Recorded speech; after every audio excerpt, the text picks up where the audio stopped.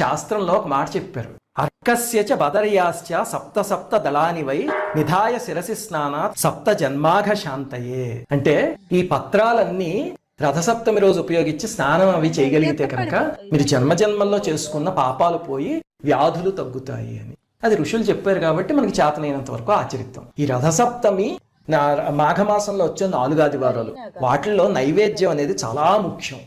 ఎలా చేయాలండి నైవేద్యం అంటే, మీరు పాలు తీసుకుని, ఆవు పాలు, అందులో కొత్త బియ్యం వేసి బెల్లంతో నేతితో పాయసం తయారు చేయాలి. అది అసలు మామూలుగా శాస్త్రంలో చెప్పిన దాని ప్రకారం అయితే ఆడు బయట తులసికోట ఉంటుంది కదా, అక్కడ ఆవు పేడతో అలికి ముగ్గు వేసి ఆవు పిడకల మీద ఈ పాయసాన్ని వండమని చెప్పారు. మనకి అపార్ట్మెంట్ లో అవన్నీ కుదరకపోయినా కనీసం ఈ ప్రసాదం తయారు చేసి ఇది స్వామికి నివేదించండి. ఈ పని ప్రతి ఆదివారం రోజు పొద్దున్న చేయాలి. ఈ మాఘమాసంలో 4 ఆదివారాలు ప్లస్ రథసప్తమి రోజు అంటే మొత్తం 5 సార్లు చేయాలి.